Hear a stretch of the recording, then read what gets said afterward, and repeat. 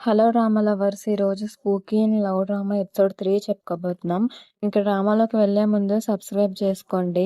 ఇంకా drama starting హీరోని అయితే వాటర్లో పడిపోతుంటది కదా, తన వెనకట్ల హీరో కూడా వెళ్ళి ఒక డెడ్ బాడీని చూస్తూ ఉంటారు కదా. ఇంకా వాళ్ళు వచ్చేసి పోలీసులకి ఇంకా అక్కడ ఉన్న హాస్పిటల్కి ఇన్ఫార్మ్ చేస్తూ ఉంటారు ఇక్కడ ఒక డెడ్ బాడీ ఉందంటే. ఇంకా వాళ్ళైతే వచ్చేసి తీసుకొని వెళ్తూ ఉంటారనమాట. ఇంకో పక్క హీరో అయితే నాకెందుకు ఇలాంటివన్నీ కూడా కనిపిస్తున్నాయని చెప్పేసి హీరోయిన్ వైపు అయితే చూస్తూ ఉంటాడనమాట. ఇంకా ఫ్లాష్ బ్యాక్ అయితే చూపిస్తుంటారనమాట తను ఎలా చనిపోయిందని చెప్పేసి. హీరోని ఒక హోటల్కి వెళ్తే అక్కడ ఒక డిజైనర్ ఉంటుంది కదా, తను వచ్చేసి ఇంకో అమ్మాయి ఇదైతే కాపీ చేసేస్తుంటుంది. ఇంకా తను వచ్చేసి అడుగుతుంటుంది, ఇదేం ఫస్ట్ టైం కాదు, చాలాసార్లు నువ్వు ఇలాగే చేస్తున్నావు, అయినా డిజైన్ నేను మా గ్రాండ్ మదర్ గురించి చేశాను, ఎందుకు నువ్వు ఇలా చేస్తున్నావు అసలు అని చెప్పేసి అంటుంటే ఇంకా తను వచ్చేసి కొంచెం రూడ్గా యాటిట్యూడ్గా మాట్లాడడం అయితే స్టార్ట్ చేస్తుంటుంది. ఇంకా డిజైనర్ అయితే అంటూ ఉంటుంది, నేను నీ డ్రెస్ కాపీ చేశానని, ఏమైనా నీ దగ్గర ఏమైనా ప్రూఫ్స్ ఉన్నాయేంటి, అవి చూపించు అప్పుడు నమ్ముతానని చెప్పేసి అనగానే ఇంకా తనేం చేస్తుందంటే, అవును నా దగ్గర ప్రూఫ్స్ అన్నీ ఉన్నాయి, అవి లేకుండా నేను నిన్ను అడగడానికి రాను కదని చెప్పేసి తన ఫోన్ అంతా కూడా ఓపెన్ చేసి ఒక వీడియో అయితే చూపిస్తూ ఉంటుందన్నమాట. ఆ డిజైనర్ వచ్చేసి తన క్యాబిన్ దగ్గరికి వెళ్ళి నువ్వు డిజైన్ చేసిన డ్రెస్ అంతా కూడా కాపీ చేసేసి అక్కడి నుంచి అయితే వచ్చేస్తుంటుంది అనమాట. ఇంకా ఆ వీడియో చూసి తనైతే షాక్ అయిపోతుంటుంది. ఇంకా డిజైనర్ ఏం చేస్తుంటదంటే ఆ ఫోన్ ఇటు ఇవ్వని చెప్పేసి అడుగుతుంటే తినైతే ఇవ్వదు. ఇంకా తనైతే ఒక్కసారిగా తోసేస్తుంటది అనమాట అనుకోకుండా. ఇంకా తనొచ్చేసి వాటర్‌లో అయితే అలానే పడిపోతూ ఉంటది. డిజైనర్‌కి అయితే కొంచెం కూడా ఫీల్ అవ్వదనమాట. తను పడిపోయింది సేవ్ చేద్దామని. అక్కడి నుంచి అయితే వెళ్ళిపోతుంటది. ఇంకా తను అలా పడిపోయినప్పుడు తన ఫోన్ అయితే ఒక ప్లేస్‌లోనైతే ఇరుక్కుపోతుంటది. ఆ ఫోనే హీరోయిన్‌కైతే దొరుకుతూ ఉంటదనమాట. ఇంకా స్టోరీ అంతా కూడాను ఆ స్పిరిట్ అయితే తనకి చెప్తూ ఉంటది. ఇంకా హీరో వచ్చేసి హీరోయిన్ దగ్గరికి వెళ్ళి అంటూ ఉంటాడు. కాఫీ ఇస్తుంటాడనమాట. నేను నీకొకటి అడుగుతాను, నువ్వు నిజం చెప్పు. ఎందుకు మనం కలిసిన ప్రతిసారి కూడాను ఎవరిదొకరిది డెడ్ బాడీ కనిపిస్తుంది. దీనికేమైనా నువ్వు ఆన్సర్ చెప్పగలవా అని చెప్పేసి అడుగుతూ ఉంటాడనమాట.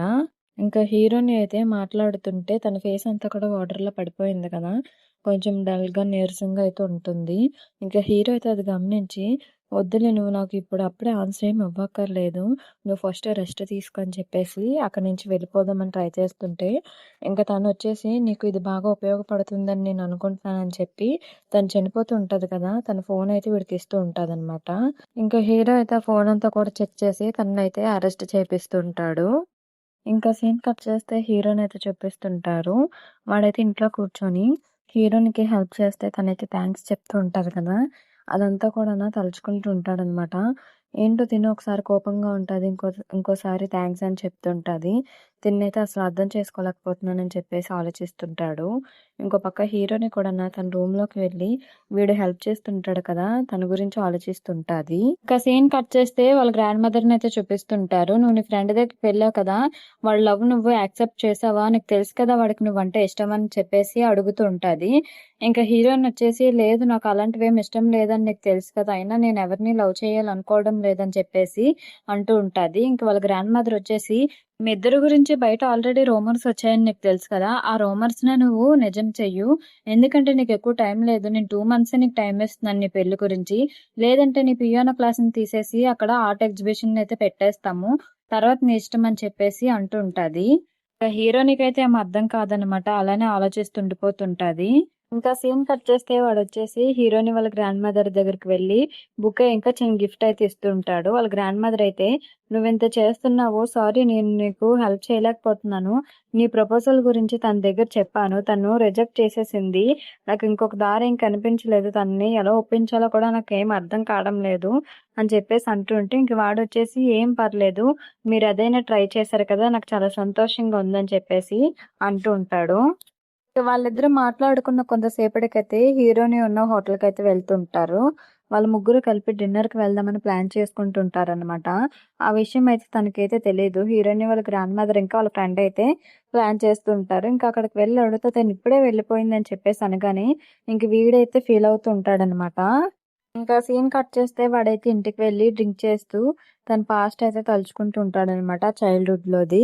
వాడొచ్చేసి స్కూల్ నుంచి వాళ్ళ ఇంటికి వెళ్తుంటే ఇంక వాళ్ళ అమ్మ దగ్గరికైతే ఒక ఆవిడ వస్తుంటది. ఆవిడతో అయితే వాళ్ళ అమ్మ చెప్తుంటారు, వాడసలు నా సొంత కొడుకే కాదు. నేను అడాప్ట్ చేసుకున్నాను.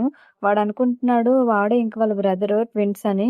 లేదు లేదు అలా ఏం కాదు. నేను అడాప్ట్ చేసుకున్నానంతే అని చెప్పేసి చెప్తుంటే, అవన్నీ కూడాను వాడైతే వినేస్తూ ఉంటాడనమాట. ఏంటి నేను మా అమ్మ సొంత కొడుకుని కాదా అని చెప్పేసి వాడైతే ఫీలవుతూ ఉంటాడు. అప్పుడే హీరోయిన్ కూడా వచ్చి వాళ్ళ మాటలన్నీ కూడా వింటూ ఉంటదనమాట. హీరోయిన్‌కైతే బాగానే కోపమొచ్చేస్తూ ఉంటది. అసలు అడాప్ట్ చేసుకున్నా సరే అలా ఎలా చెప్తారు పక్క వాళ్ళకి? ఈవిడకి కొంతైనా సరే సెన్స్ అనేది లేదనుకుంటా అని చెప్పేసి, ఇంకా హీరోయిన్ అయితే చూస్తూ ఉంటదనమాట. వాడు బాధపడుతున్నాడని చెప్పేసి, వాళ్ళ మాటలైతే తను వినకూడదని తన చేతులతోటైతే తన చెవులైతే మూసేస్తుంటాది. ప్రెజెంట్‌లో అయితే చూపిస్తూ ఉంటారనమాట. వాడైతే చిన్న చైన్‌లో లాకెట్ చూస్తూ అలానే ఫీలవుతూ ఉంటాడు. ఇంకా నెక్స్టొచ్చేసి హీరోయిన్ వాళ్ళ సిస్టరయితే వాళ్ళ లవర్‌ని కలవడానికి జైలుకి వెళ్తుంది.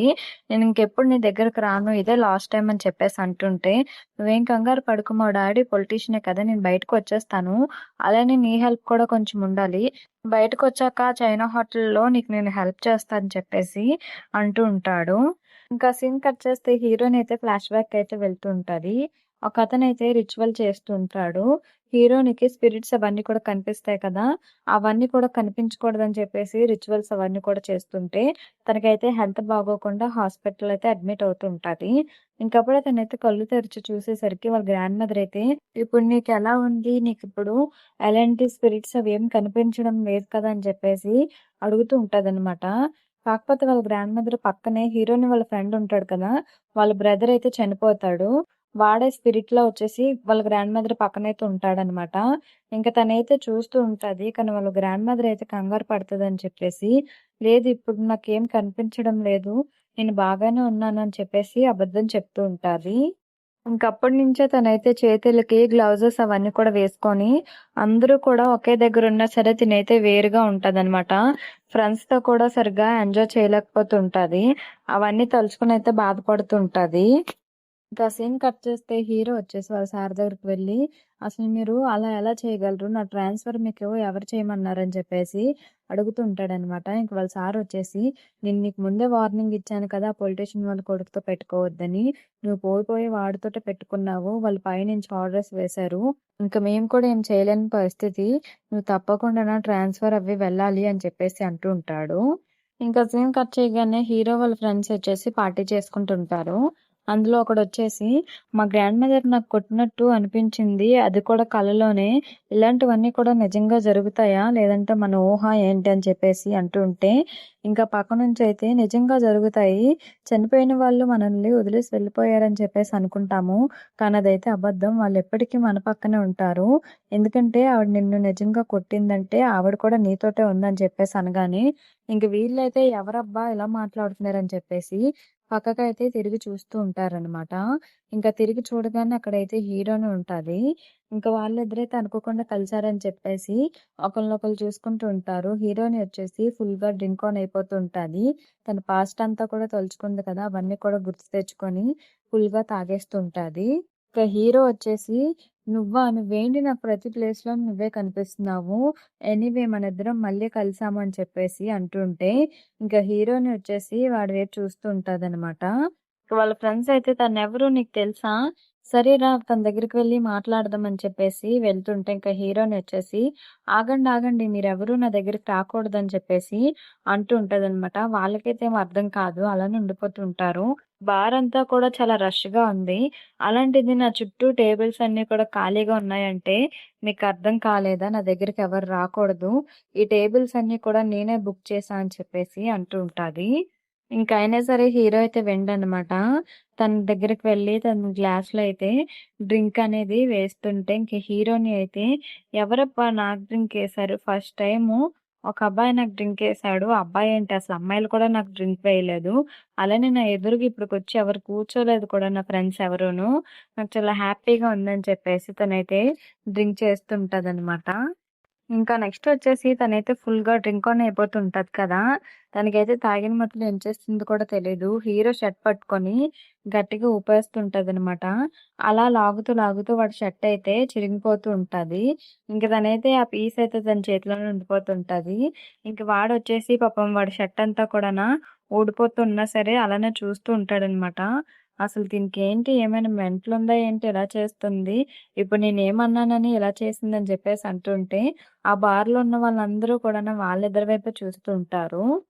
ఇంకా నెక్స్ట్ డే మార్నింగొచ్చేసి హీరోయిన్ అయితే పడుకొని లెగిసి, తన చేతిలో ఉన్న షర్ట్ పీస్ అయితే చూస్తూ ఉంటదనమాట. అసలు ఈ పీస్ నా చేతిలోకి ఎలాగొచ్చిందని చెప్పేసి, తనైతే నైట్ జరిగిందంతా కూడా ఆలోచించుకుంటూ ఉంటది. అయ్యో! ఏంటి ఇలా చేశానని చెప్పేసి తనలో తనే అనేసుకుంటుంటది. ఇంక తనైతే వాడికైతే కాల్ చేసి, "నైట్ నాకు తాగింది ఎక్కువైపోయింది. సారీ నేనలా చేసినందుకు. అలా చేసి ఉండకూడదు. ఏం చేస్తాం మరి? సరే నేను నీకొక గిఫ్ట్ పంపించాను చూడు" అని చెప్పేసి చెప్తుంటే, తనైతే ఒక షర్ట్ అయితే పంపిస్తుంటదనమాట. కాకపోతే వాడికైతే తీసుకోవాలనిపించదు. ఇంక వాళ్ళ ఫ్రెండ్స్ అయితే, "ఇది బావుంది నేను తీసుకుంటా" అని చెప్పేసి అంటుంటే, ఇంక వాడొచ్చేసి, లేదు అని చెప్పేసి తను హోటల్‌కెళ్ళి ఆ షర్ట్ ఇవ్వడానికైతే ట్రై చేస్తుంటాడనమాట. ఇంకా తనొచ్చేసి, "మేడం ఈరోజు హోటల్‌కి రాలేదు" అని చెప్పేసి అంటుంటే, "ఏం పర్లేదు తనొస్తే ఇది ఇచ్చేయండి" అని చెప్పేసి అంటుంటే, ఇంక తనైతే, "లేదు లేదు మళ్ళీ మేడం నన్ను తిడతారు. ఇలాంటివి నేను తీసుకోను. ఏమైనా ఉంటే మీరే మేడంకి ఇచ్చేసేయండి. లేదంటే నా జాబ్‌కే ప్రాబ్లమ్ కదా!" అని చెప్పేసి తనైతే నో చెప్పేస్తుంటాది. ఇంక వీడేం చేస్తుంటాడంటే, తను ఈ రోజంతా కనిపించలేదని చెప్పేసి, తిన్నంగా తన ఇంటి దగ్గరికైతే వెళ్ళిపోతూ ఉంటాడు. ఇంక తనొచ్చేసి తనైతే స్క్రీన్ మీద చూస్తూ ఉంటది. అసలు వీడేం చేస్తున్నాడు ఇక్కడే ఈ టైంలోని, అది కూడా నన్ను మీట్ అవ్వడానికి ఎందుకొచ్చాడు అని చెప్పేసి తనైతే ఆలోచిస్తుంటే, ఇంకొక పక్క వీడొచ్చేసి, "నేను నీతో మాట్లాడాలి. నువ్వు పంపించిన గిఫ్ట్స్ ఏవి కూడా నాకొద్దు. నువ్వే తీసేసుకో. ప్లీజ్ ఒకసారి డోర్ అనేది ఓపెన్ చేస్తావా?" అని చెప్పేసి తనైతే అడుగుతూ ఉంటాడనమాట. అయినా సరే తనైతే ఒప్పుకోదనమాట. "ఇదిగో కావాలంటే నీ చేతికున్న గ్లౌజెస్ కూడానా నా దగ్గరే మర్చిపోయావు. కనీసం ఇవ్వైనా తీసుకోవడానికి బయటికి రా" అని చెప్పేసి అనగానే, ఇంక తనైతే షాక్ అయిపోతూ ఉంటదనమాట. తన హ్యాండ్స్ అయితే చూసుకుంటూ ఉంటే, తన హ్యాండ్స్‌కైతే గ్లౌజెస్ అనేవి ఉండవు. "ఇవి ఎలాగొచ్చాయి నీ దగ్గరికి" అని చెప్పేసి అడుగుతూ ఉంటది.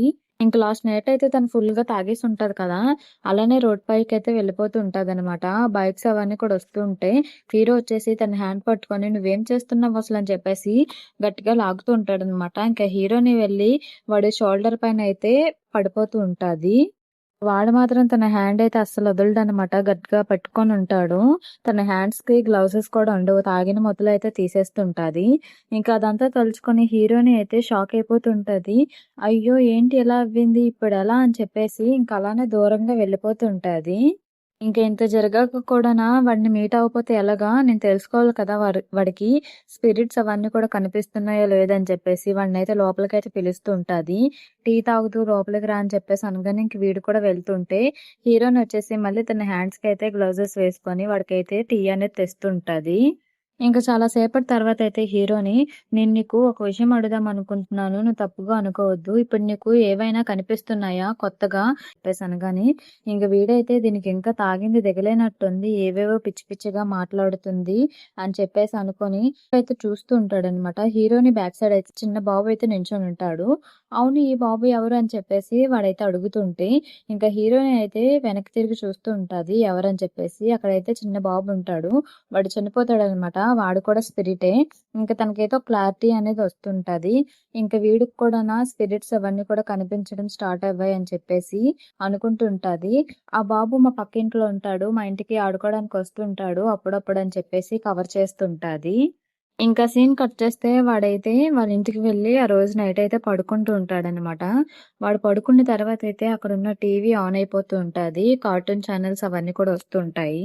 ఇంక వాడికైతే ఏంటి సౌండ్ ఈ టైంలో అని చెప్పేసి చూడగానే అక్కడైతే కొన్ని సౌండ్స్ అవన్నీ కూడా ఎవరో వస్తూ వెళ్తున్నట్లు అనిపిస్తూ ఉంటాది.